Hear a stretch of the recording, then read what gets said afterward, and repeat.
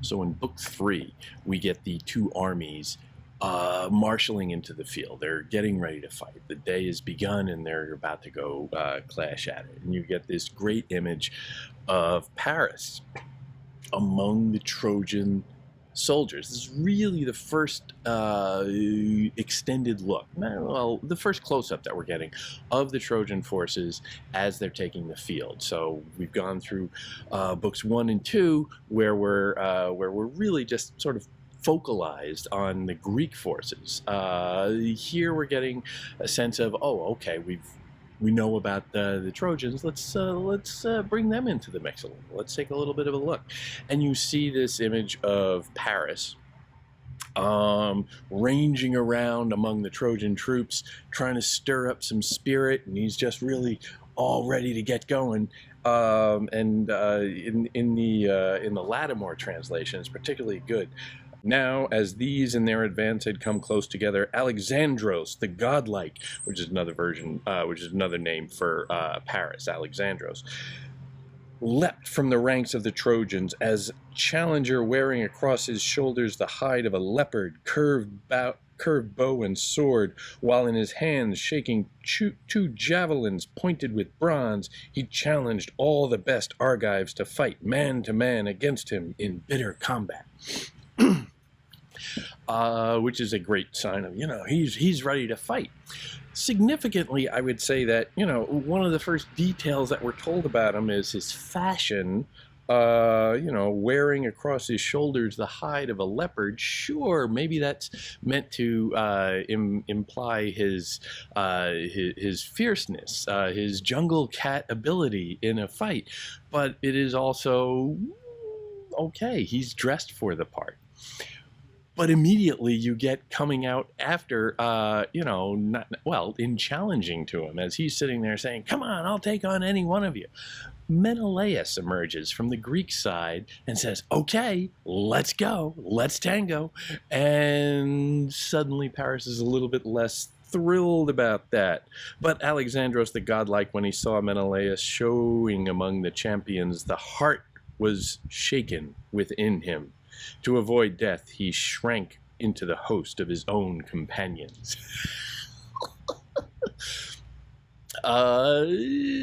Menelaus called his bluff. He suddenly wasn't so gutsy anymore. It's like, that Menelaus, he's a tough one.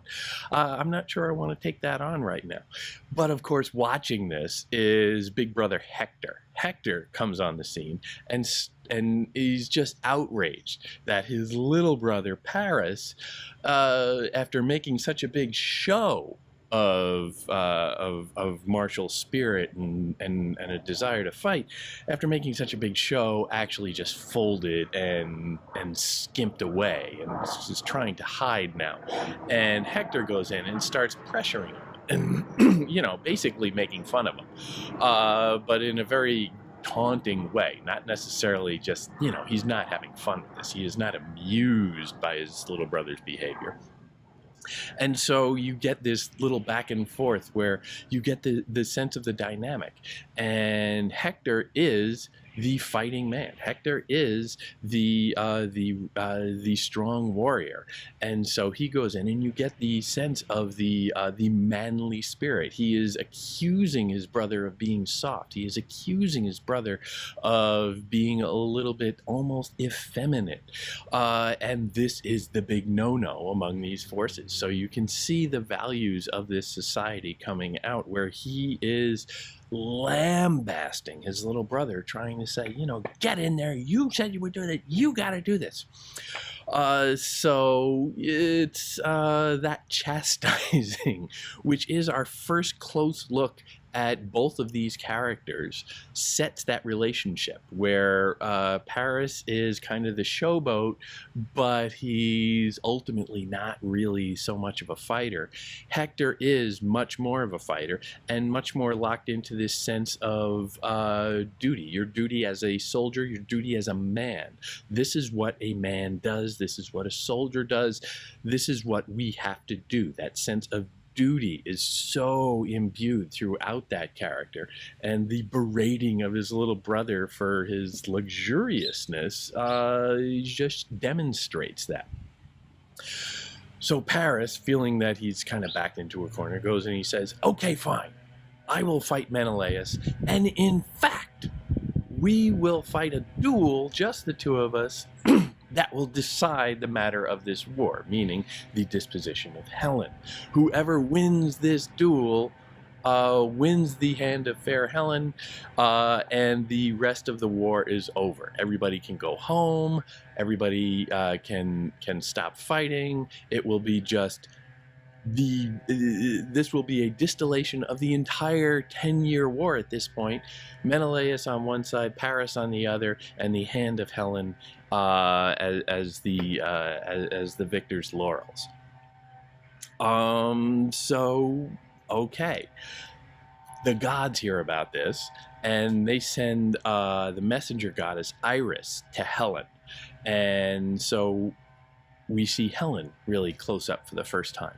Iris goes zipping down, as the goddesses, the messenger gods do, and finds Helen. Helen is at this moment essentially, she is working at her loom, she is weaving, and she is weaving essentially a cape or an overcoat or something, for decorating it with images of the war that is being waged for her at this very moment. And you can see this a number of different ways. Number one, she is associated with, immediately, her first association is with the loom, or with the weaving. And you see that throughout. In the Odyssey, Penelope is always at her loom, is always weaving, and that sense of that is a woman's place, that is a woman, that is a female thing, that is what a woman is supposed to do, sit there and weave. So there's that, but also there's the symbolic value of the weaving. She is weaving things together, and in this case, very literally weaving a story. She is weaving images of the war, like she is creating the war, in a sense. She has fostered this war. She has created this war, and here she is just creating a facsimile of that war. Why? Is she creating it in real time? Is this a, as she weaves, they just fight it out down below? Is she, in this way, is she a kind of a goddess? Or does this show perhaps a certain guilty preoccupation? Perhaps she has a guilty conscience that is manifesting itself in this art that she is producing. It's a little uncertain. The character of Helen is so critical in this because we're not quite sure how she feels about this war. We're not quite sure how she feels about anybody in this war, how she feels about Paris, how she feels about Menelaus, how she feels about any of this stuff is a little bit of an open question, and this book really takes it on. But it doesn't necessarily answer any questions because we're never particularly sure how sincere any of this can be, because we never quite get that that view inside her head. We don't necessarily get to see behind the cloak, the tapestry, the covering that she is using here. So you can see many, many different layers of this. But okay, Iris is there, and Iris Helen expresses a little bit of remorse at the plight, perhaps a little self-hatred even. But the sincerity of that, she could be just performing that. It could be a performativity issue, where we're not quite sure how seriously to take that. Iris sends Helen out to the wall, out to the city limits, essentially, where she can talk to Priam about what is going on here. And she walks up to the wall, and this is a very famous scene. It's called it is known as the Tychoscopia. Tycho is essentially kind of wall, scopia, like scope means to watch. So they are the old men of the city who are no longer fighting age, are watching from the wall. And chief among them is Priam, and surrounded by him are these other old men, many of whom are family members and other aristocrats. So they are all watching. They're watching like people move around on the field, and they can see that, well, okay, something seems to be happening here, and this is in fact the duel that is being organized down there on the field. And when she approaches, the old men surrounding Priam have a little bit of a sigh. They mutter to themselves, as you know, people tend to do. They're talking about Helen, and the comment is really quite striking. And these, as they saw Helen along the tower approaching, murmuring softly to each other, uttered their winged words. Surely there is no blame on Trojans and strong grieved Achaeans, if for some time they suffer hardship for a woman like this one. Terrible is the likeness of her fates to immortal goddesses. Still, though she be such, let her go away in the ships, lest she be left behind, a grief to us and our children. So, a couple of things going on there.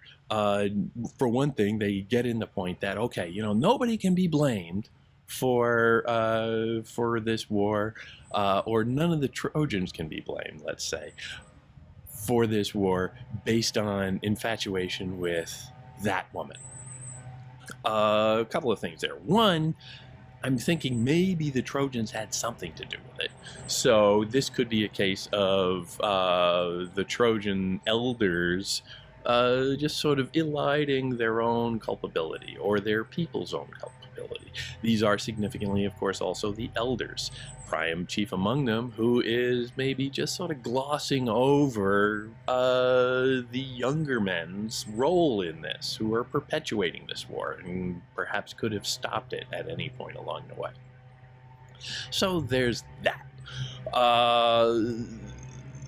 It implies a couple of things. It implies that, well, okay, the Trojans aren't to blame. Who is to blame then? Is, of course, the prompted question. Maybe the gods? Maybe. Fate? Sure. That's always going to come in for it. Maybe Helen. So as they say, you know, that face that launched 1,000 ships in Kit Marlowe's famous phrase, that face is to blame, perhaps. Significantly, it's the face, not the person that they're referencing, but of course it is the person who would bear the blame if they are blaming Helen's face. So there are a couple of layers going on there, and it's a little uncertain where they're coming from. But that phrase, the likeness of her face to immortal goddesses. Some translators will come at that and say, you know, that with and translate that as a kind of beauty. And sure, but the word terrible in there at the beginning of the sentence is really quite notable. And so it's a sense of beauty, but is it all just, you know, oh, pretty flowers? No, it's not. It is a sense of the destructive power within. The likeness of her face to immortal goddesses. Are the goddesses always just pretty faces? No, they are quite often quite malignant figures in Homer's rendering. And I think we see some bullying of the goddesses throughout this, where they are portrayed, especially in this book, of, you know, prodding the anxiety. Just think about how, you know, in many ways it was the instigation of Hera that kind of started a lot of this. You're getting a lot of that going on. And then Priam interjects. Maybe, we're not told that he overhears the old men complaining about her, but he just says, okay, come here, child, come here, come here, come here. And then he says, well, he essentially brushes aside. Perhaps he has heard what the mutterings are. Perhaps he doesn't have to because he knows, old men are sitting there kibitzing among one another, so he's probably got a pretty good sense. But he brings Helen to him and says, okay, come here, Helen, come here, sweetie. And it's very paternal, it's very sweet. And you get a sense of a real closeness in this relationship between the old man and the younger, beautiful woman who is, in a sense, married to his son. So there is that paternal relationship. And then he says something kind of curious that has puzzled scholars ever since. He says, okay, do me a favor, those people down there, I can, I'm looking at them, but they're so far away, and I'm an old man, maybe. I see one who seems so much taller than the rest. Who is that? And tell me about that person. And Helen very obediently says, oh, well, that is, what you're looking at. You can see Agamemnon. And yes, he is tall, and he is strong, and he is a fierce warrior and all that. And she starts to break down these characters. They move on to Odysseus, who's a little bit shorter and a little bit more less impressive to look at. But she says, but he's the crafty one. He's the wily one. He's the one who's always thinking. And in this, you get a sense that she is introducing these characters to Priam for the first time, which is troubling for scholars because they point out that, well, this is year 9 of this war. And, Priam has had a front row seat to it the whole time. Surely he is familiar with the major players by now. Why does he need this? Well, I look at this and I see, again, the older man who's just sort of playing a little feeble and pretending, as so many of these characters do, pretending to perhaps not know something. It's like, you're young, and you can see these things, and you can tell me, sweetie. And he's bringing her in to perhaps bring her close to him, to demonstrate for the other people who have just been muttering about her status, her importance to him, which would work as a kind of chastising of those who are muttering about her. But it's also trying to, I would argue, maybe assuage if she overheard the muttering, which of course she must have at some point or another. If she would feel bad about that, you bring them in and you say, well, okay, sweetie, you tell me. And then even if he knows all of the answers, he is having her explain it to him, much like a parent, getting a child to explain homework that they have just completed to the parent, who can just say, oh, really? Is that what happened? And, that's an old parenting trick. So it's not certain that that's what's going on here, but it seems likely to me. But also what is happening here is that little device, that little gimmick, the Tychoscopia, is giving the listeners and the readers another view of the war. We're being reintroduced to some of those characters from a different, more objective standpoint, from the wall, from far back, a more objective, almost bird's eye view of these characters. And where Agamemnon has perhaps looked a little comically stupid in the story thus far, and a little bit rash and foolish, here we're getting a view from literally the other side, but also a more objective side, where, okay, maybe he's not the greatest leader, but he's tall and he looks the part. And that's kind of what they have to go on right there. He looks commanding, and he is likened to a lion ranging around, spoiling for the fight. So that is the image, and the reader or the listener would understand that, well, okay, this is the perspective. So we're not sure of the identity because we have this one perspective, they have another. This is a kind of irony that is working out here, where we're invited to consider the discrepancy between what we know about the character and what other characters know about that character, and what a more objective and distanced view of this character might suggest. It functions on the level of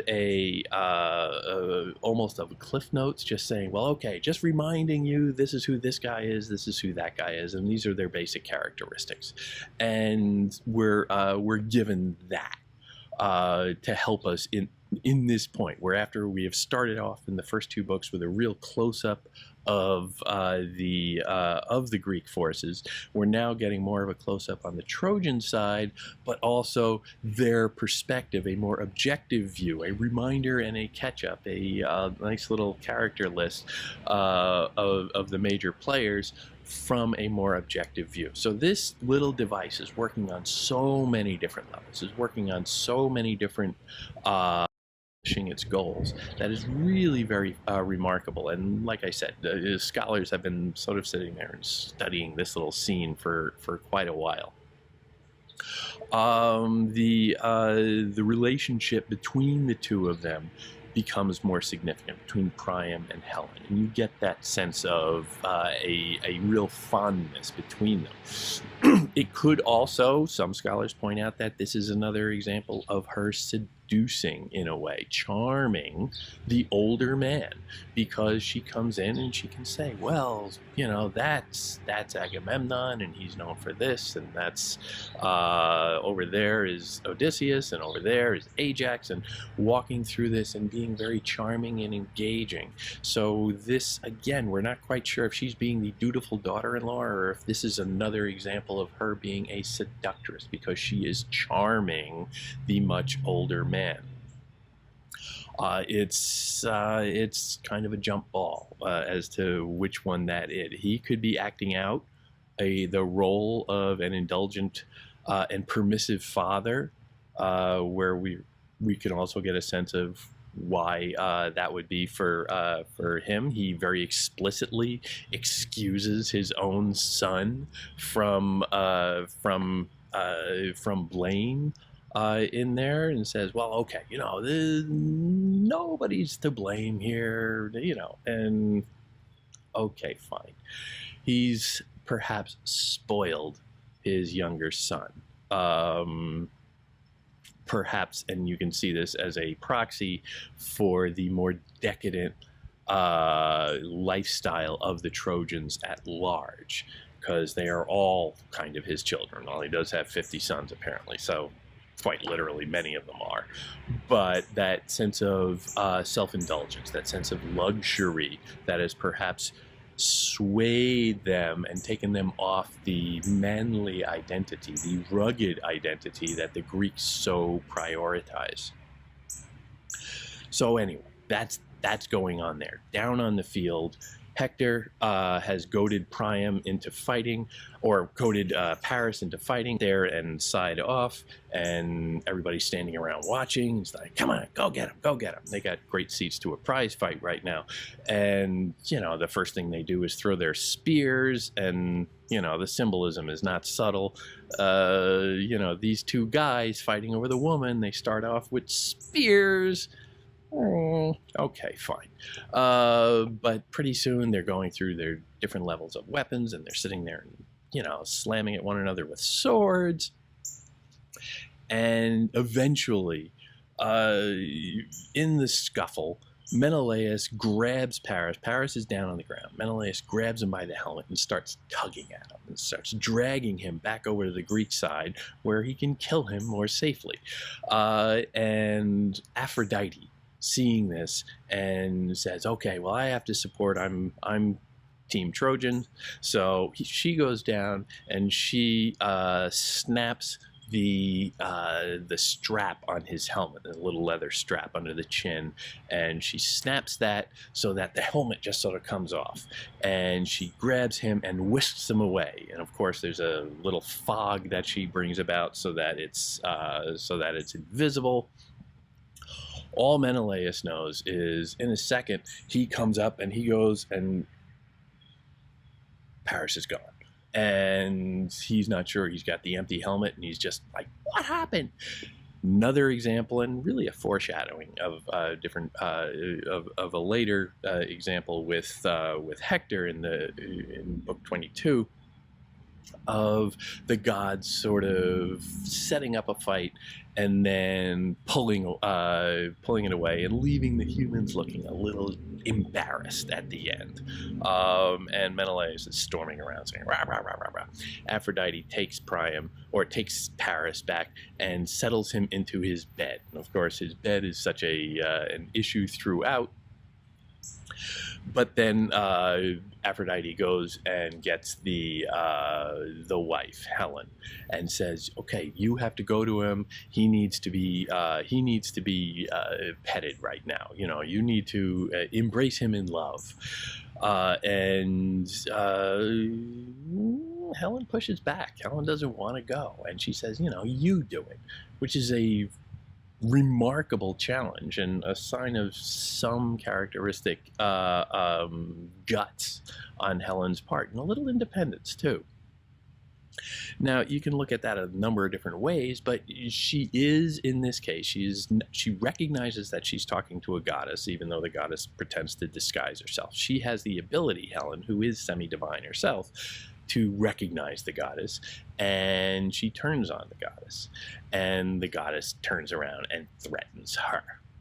And it's a remarkable moment between two female characters of real strength and viciousness. Again, think in terms of the terrible beauty, that underside of the face that everybody can be so infatuated with can be quite fierce and steely.